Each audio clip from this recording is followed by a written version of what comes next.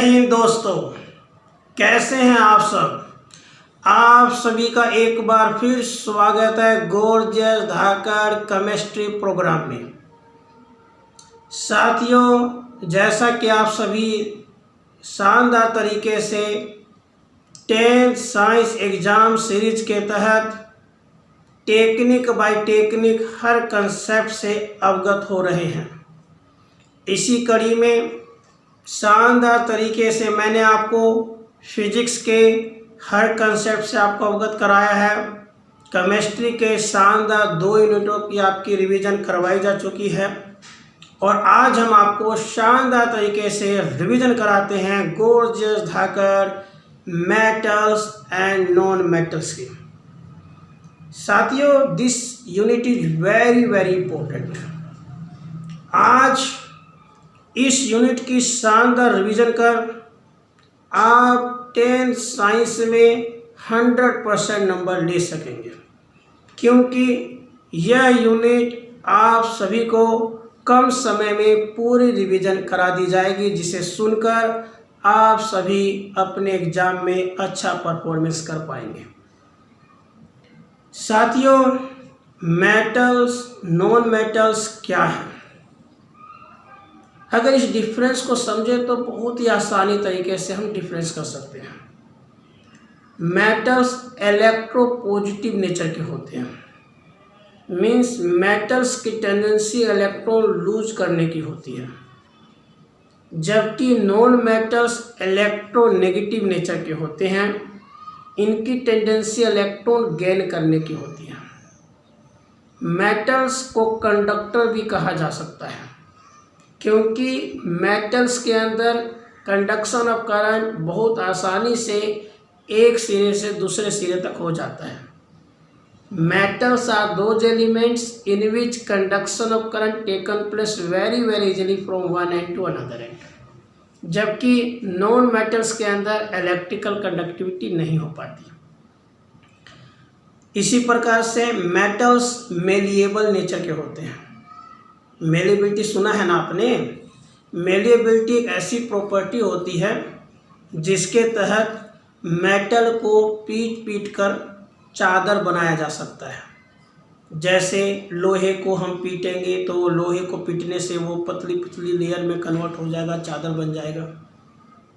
तो metals malleable होते हैं, अर्थात मेटल्स को पीट कर हम पतली चादरों में कन्वर्ट कर सकते हैं, जबकि नॉन मेटल्स नॉन मेलिएबल होते हैं, मतलब हम इनको पतली चादरों में कन्वर्ट नहीं कर सकते।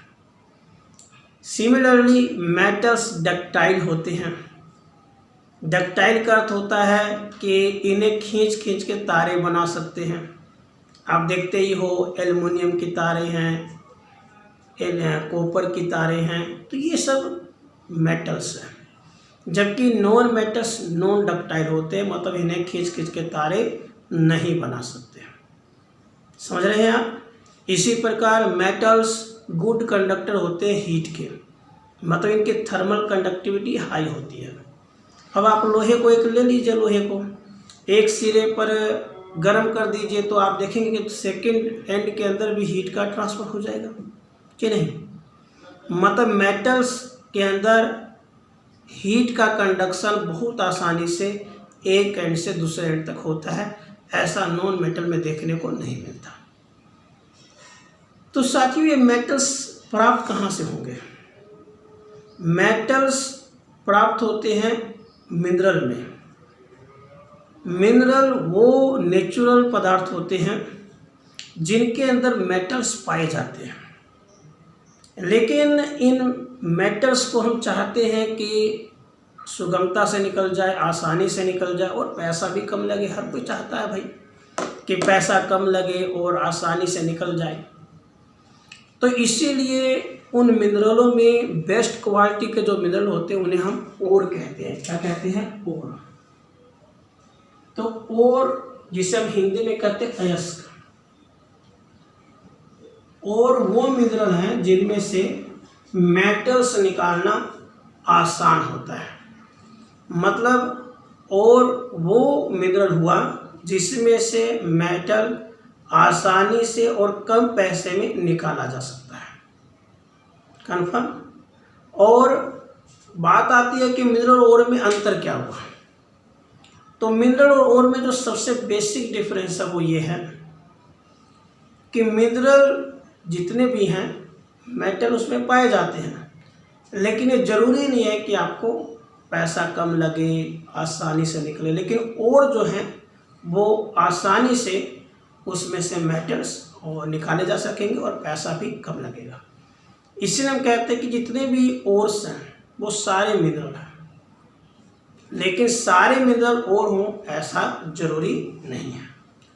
अब रही बात कि आखिर ओर में से मेटल्स कैसे निकाले जाएंगे। ओर में से मेटल्स कैसे निकाले जाए, तो ओर में से मेटल निकालने की प्रक्रिया को हम एक्सट्रैक्शन ऑफ ओर कहते हैं। क्या कहते हैं? Extraction of ore. The process by which metals are extracted from the ore is known as extraction of ore. और कैसे ओर में से मेटल निकलेगा, मतलब एक्सट्रैक्शन ऑफ ओर की प्रक्रिया क्या है, तो हम वो एक एक करके आपको समझाते हैं। ये जो प्रक्रिया है यह केवल आपके 10वीं ही नहीं बल्कि आपको 12th में और हर कंपटीशन एग्जाम में आपका मार्गदर्शन करेगी। That is very very important. तो ध्यान समझिए एक्सट्रैक्शन ऑफ ओर के मेथड्स। सबसे पहले तो दोस्तों क्रशिंग करते हैं। क्या करते हैं? Crushing. First method is crushing of ore. के बहुत बड़ा मिनरल है, बहुत बड़ा ओर है जिसमें मेटल्स हैं, लेकिन वो जो ओर है वो बहुत बिग साइज का है। तो इसीलिए सबसे पहले हम क्या करते हैं, उसे क्रश करते हैं। क्रश करने से वो जो बिग साइज पार्टिकल है वो स्मॉल साइज पार्टिकल में कन्वर्ट हो जाएगा।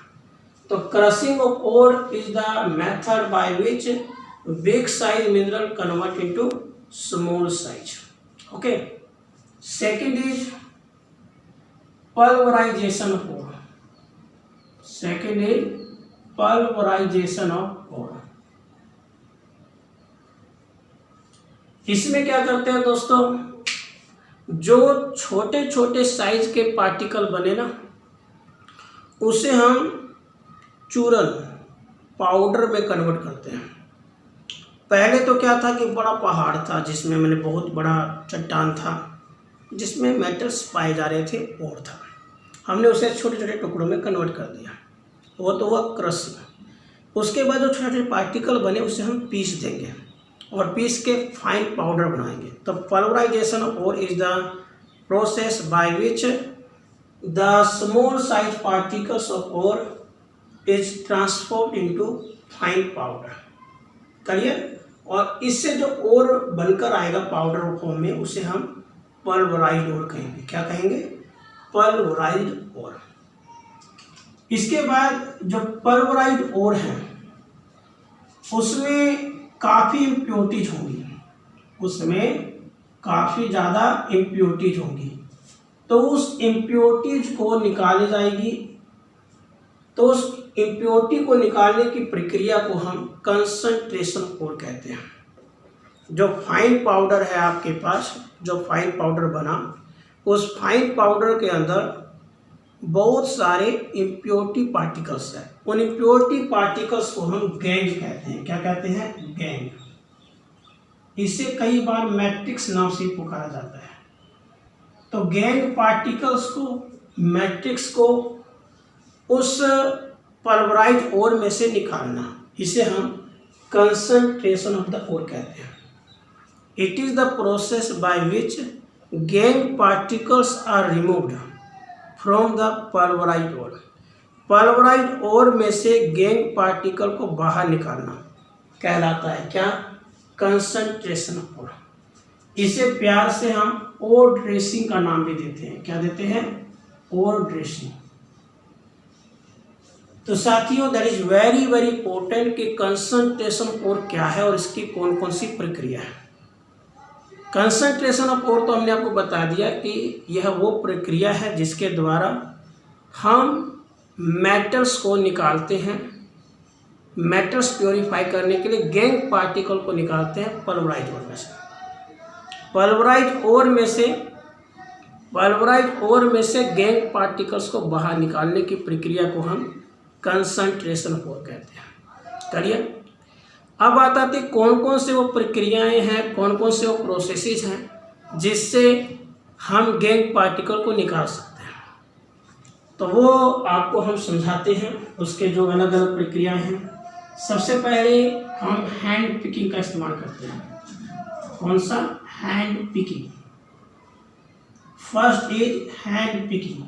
हैंड पिक क्या होता है कि जैसे हमने पाउडर बनाया, तो कई बार ऐसा होता है कि पाउडर जो बनाया जाता है उसमें कुछ ढेले टाइप में छोटे छोटे पार्टिकल्स रह जाते हैं, तो उनको हाथ से चुनकर उन पाउडर फॉर्म में से उनको निकालना, वो कहलाता है हैंड पिकिंग। मैंने हैंड पिकिंग के अंदर क्या करते हैं, जो पाउडर फॉर्म है हमारे पास, उस पाउडर फॉर्म में से वो बड़े साइज के जो पार्टिकल रह गए हैं, छोटे साइज के जो पार्टिकल रह गए हैं, उनको बाहर निकालना, इन्होंने hand picking. Second is hydraulic washing.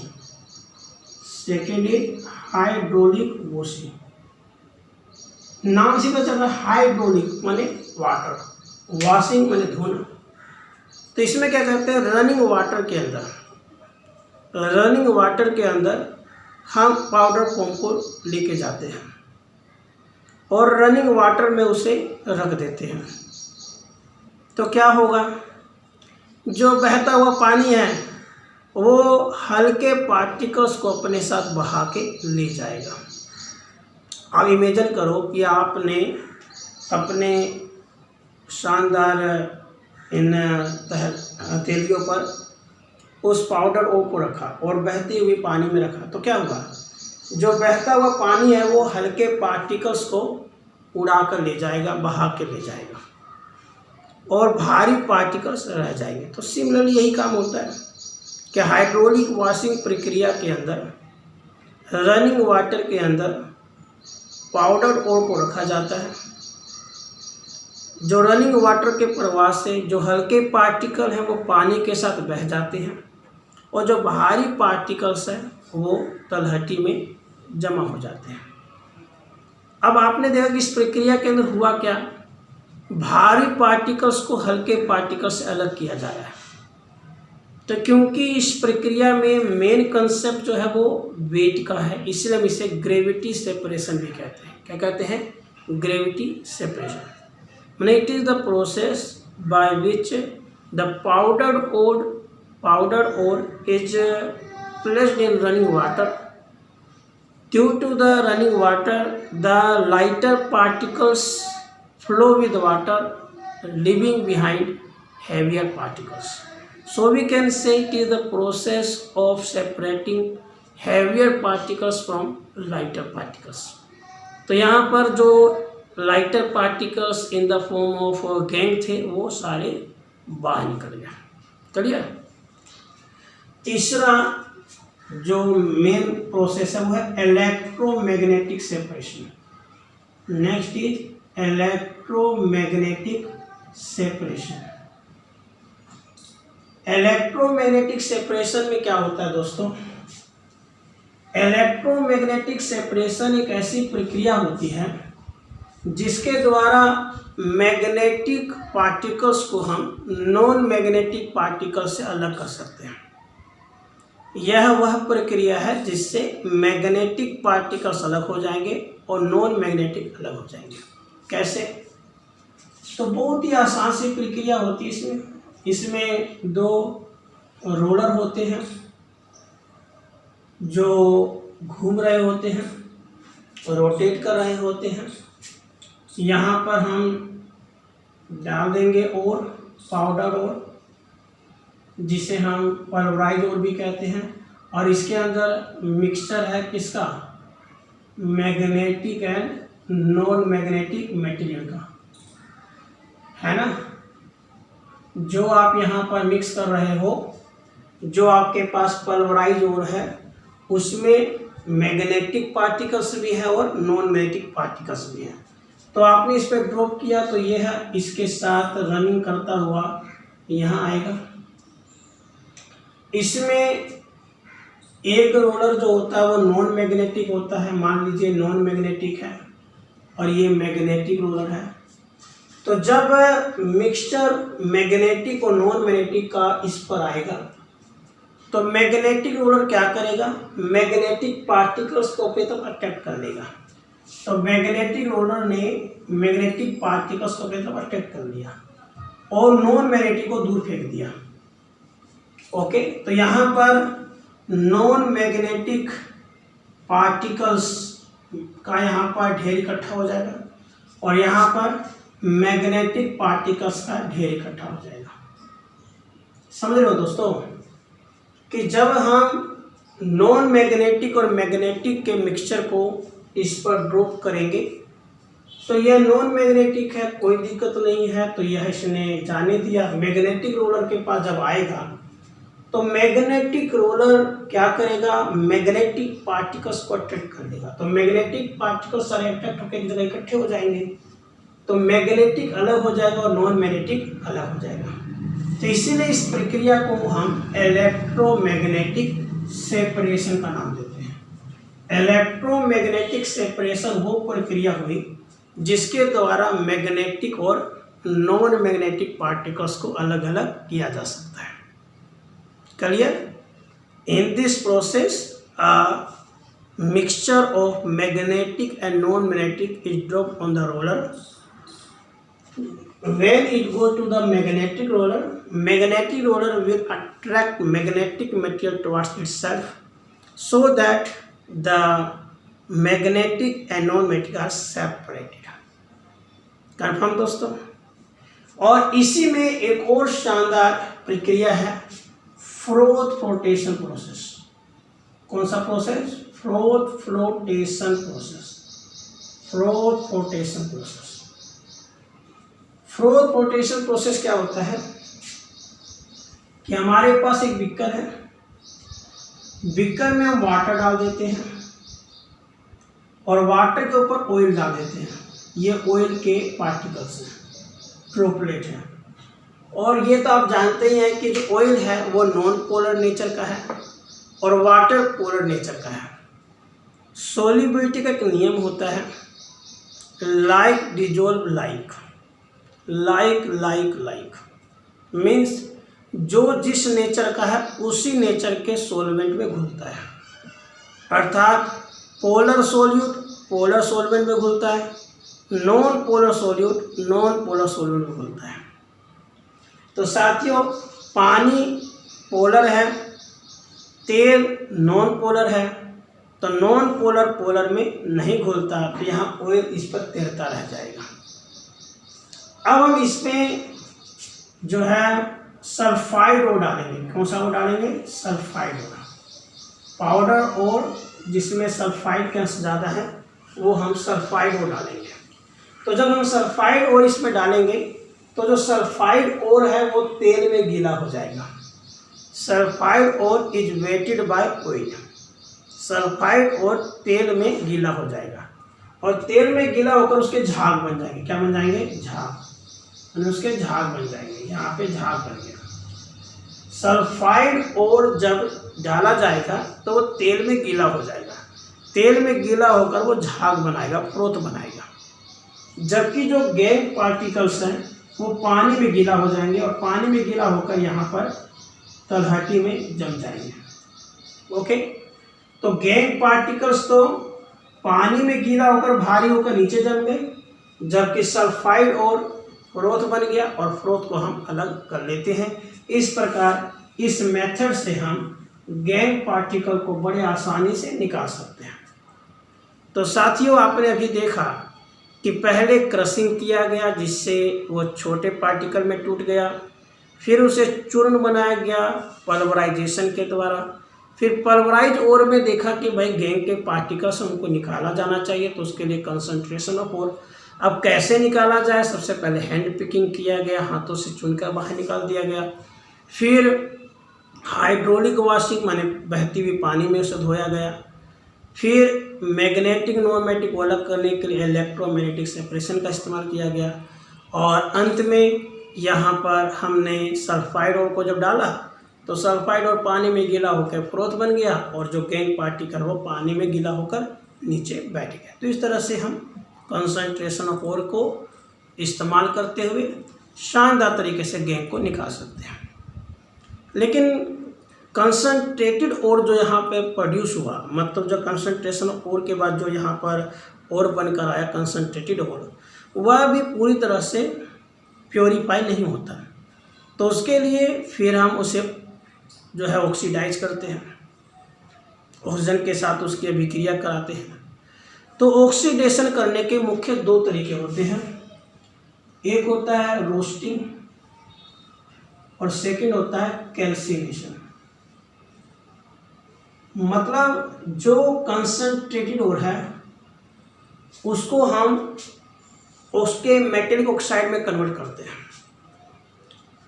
जो ये दोनों प्रक्रियाएं मैं आपको बता रहा हूँ, रोस्टिंग और कैल्सिनेशन, ये दोनों ऐसी प्रक्रियाएं हैं जिससे कंसंट्रेटेड ओर को उसके ऑक्साइड में कन्वर्ट किया जाता है। मतलब the method by which the concentrated ore is converted into metallic oxide. Okay, अब इन दोनों में अंतर क्या है? बड़ा सिंपल सा डिफरेंस है। रोस्टिंग वो प्रक्रिया है जिसमें ओर को मेटल ऑक्साइड में कन्वर्ट किया जाता है by heating in the presence of oxygen. मतलब मेटेलिक ऑक्साइड को मेटल ऑक्साइड बनाने के लिए हम कंसंट्रेटेड ओर को गर्म करते हैं इन the presence of oxygen.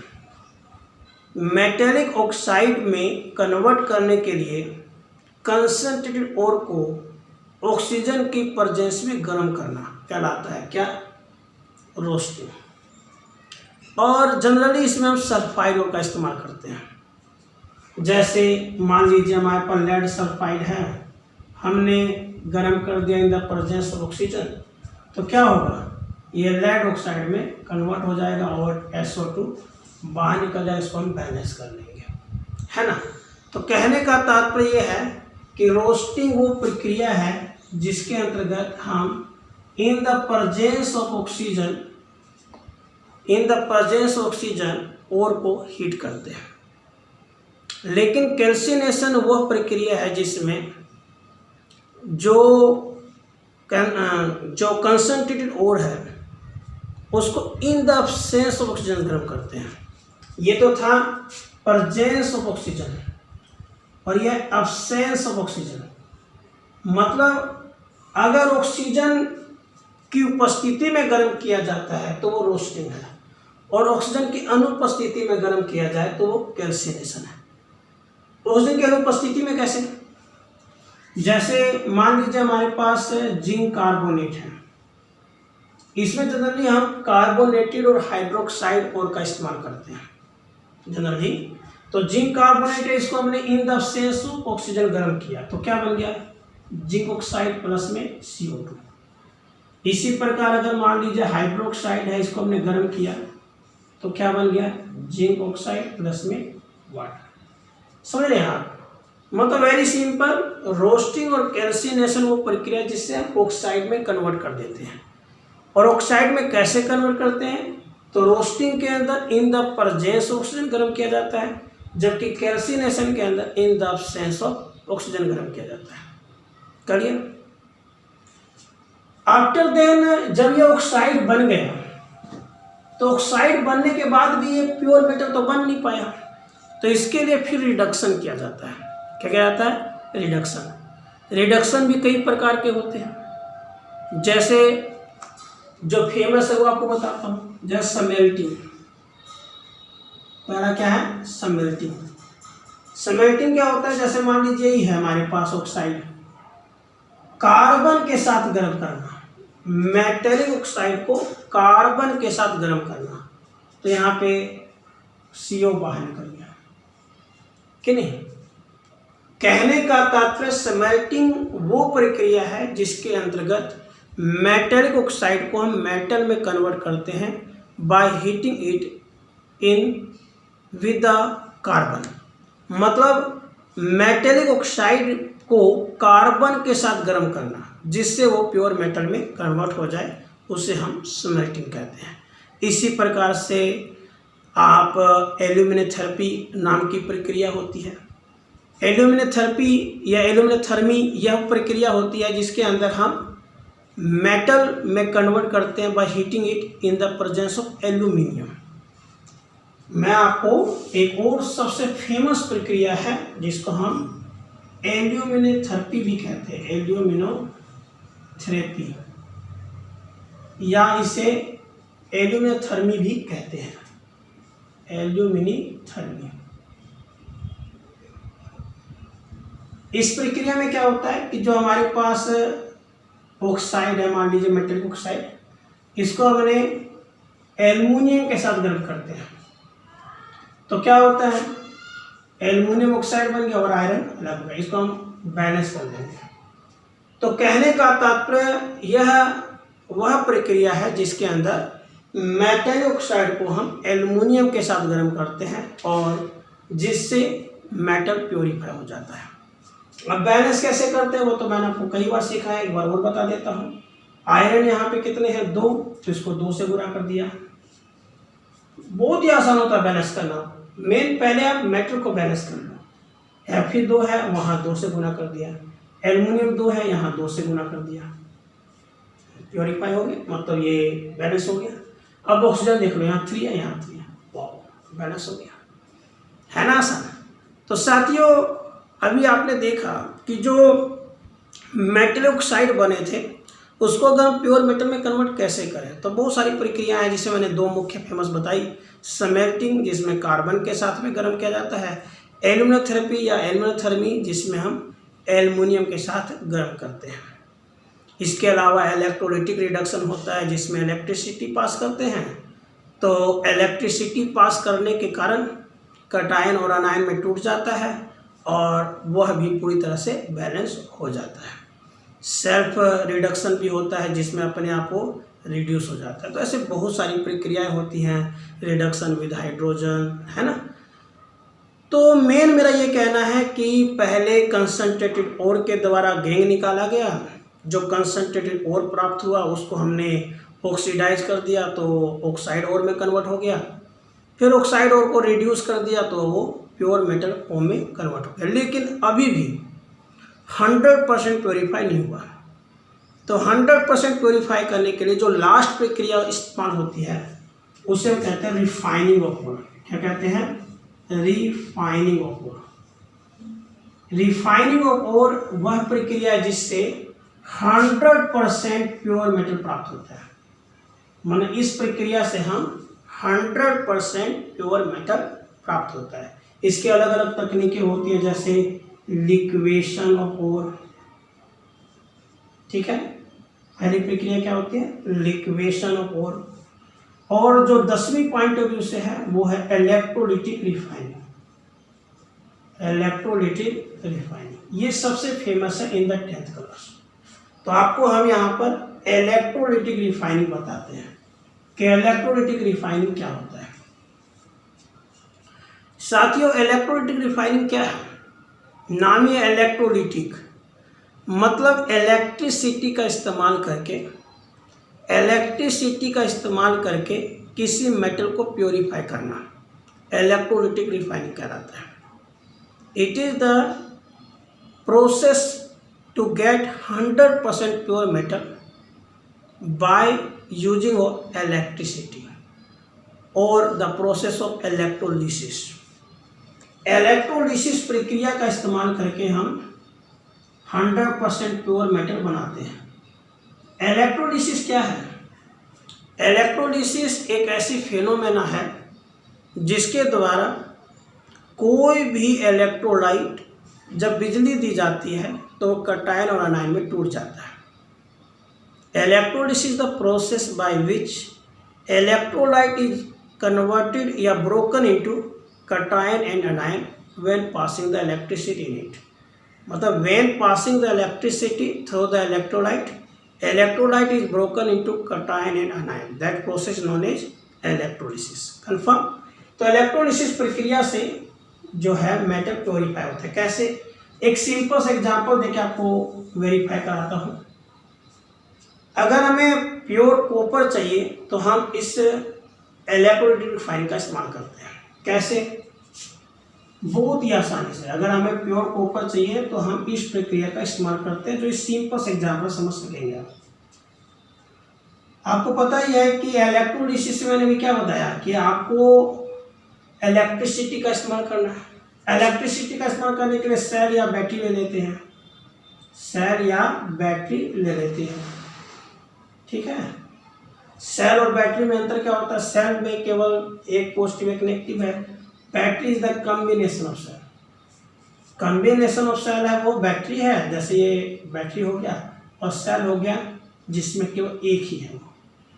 Okay, cell जिससे जो इलेक्ट्रिकल एनर्जी है वो केमिकल में कन्वर्ट होती है, केमिकल है वो इलेक्ट्रिकल में कन्वर्ट होती है। माने सेल वो डिवाइस है जिससे इलेक्ट्रिसिटी जनरेट होगी। ओके, तो यहाँ पॉजिटिव टर्मिनल के साथ जो जुड़ा हुआ है वो एनोड कहलाता है, और नेगेटिव के साथ जुड़ा हुआ है वो कैथोड कहलाता है।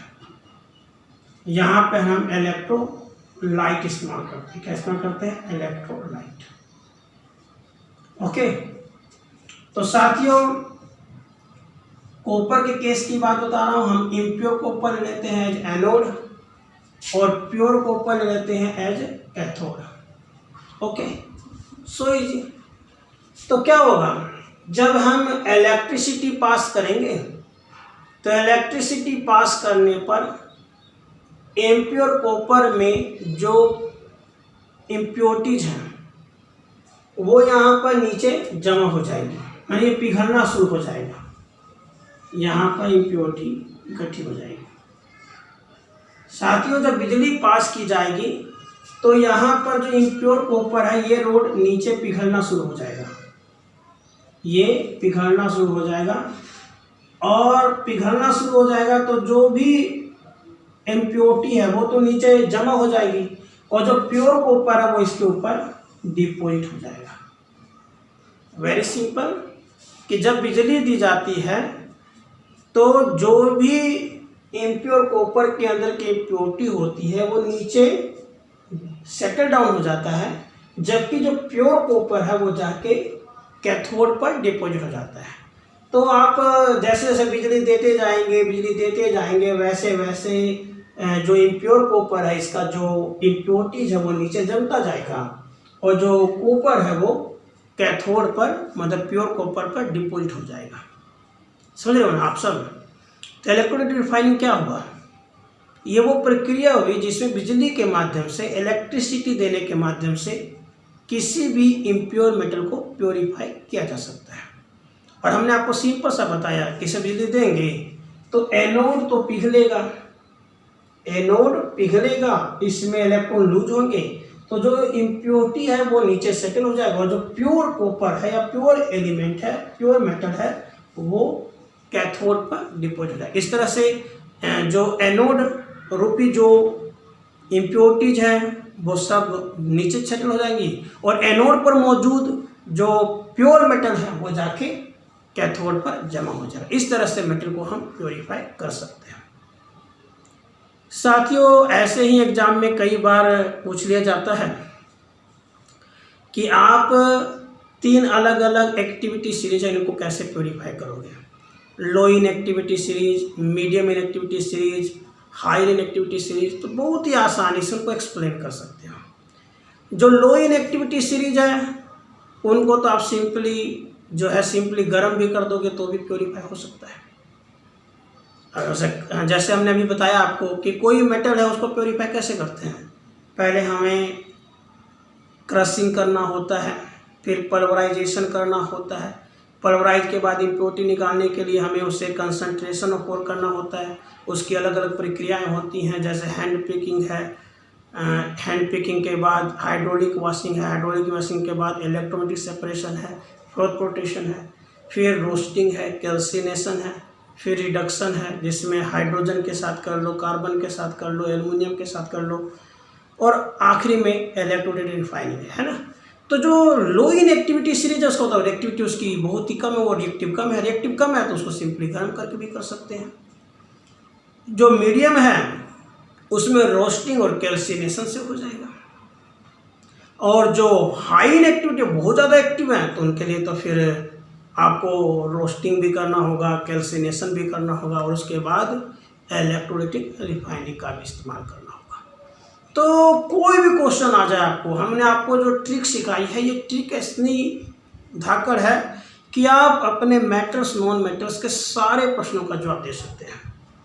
आपको बस मेटल्स नॉन मेटल्स की प्रॉपर्टी पता होनी चाहिए जो मैंने आपको सिखाई, मिनरल और क्या होते हैं इसका पता होना चाहिए, और कैसे और से एक्सट्रैक्ट होता है ये सारी कहानी पता होनी चाहिए। एग्जाम में कोई आ जाए, चाहे लो इन एक्टिविटी आ जाए, मिडल इन एक्टिविटी या हाई आ जाए, या इसके अलावा कोई और प्रश्न आ जाए, आपको जो एक तरीके बता दिए कंसंट्रेशन ऑफ ओर के, जो मैं आपको एक बार शॉर्टकट बता देता हूँ ताकि आपको आसानी रहे। देखिए, एक्सट्रैक्शन ऑफ ओर मतलब ओर में से मेटल निकालना था, है ना। तो ओर में से मेटल निकालने के लिए हमने सबसे पहले क्या किया, पहले हमने इसे क्रश किया, क्रशिंग किया, क्रशिंग के बाद क्या किया, पाउडर बनाया, पाउडराइजेशन किया, मतलब इसे पाउडर फॉर्म बन गया, है ना। पाउडर फॉर्म में से गैंग को निकाला, गैंग को निकाला तो इसका नाम हमने कंसंट्रेशन दे दिया, जिसे हम ओर ड्रेसिंग भी कह सकते हैं।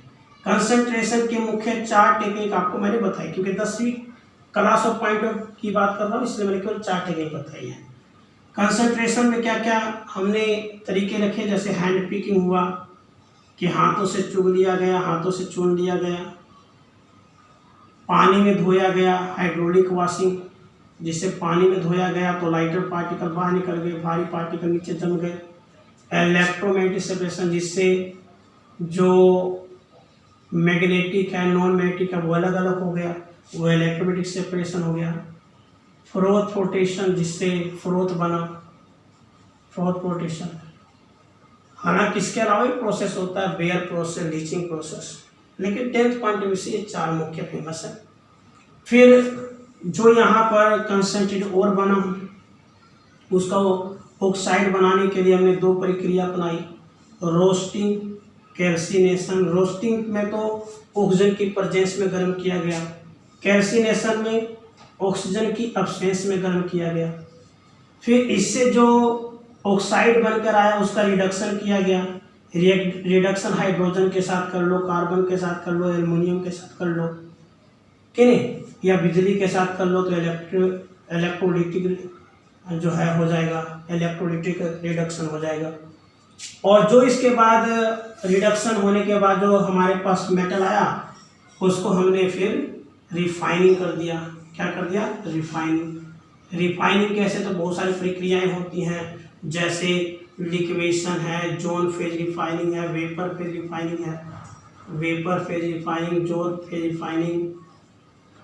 लेकिन जो 10वीं पॉइंट ऑफ व्यू से है वो है इलेक्ट्रोलाइटिक रिफाइनिंग। तो इलेक्ट्रोलाइटिक रिफाइनिंग के अंदर आपने देखा कि जो एनोड है उसमें मेल्टिंग स्टार्ट हो गई, जिससे मोल्टन जो प्योर मेटल है वो तो कैथोड पे डिपॉजिट हो गया और इम्प्योरिटी अलग हो गई। तो बड़े शानदार तरीके से आप मेटल्स नॉन मेटल्स के हर क्वेश्चन को आसानी से सोल्व कर सकते हो।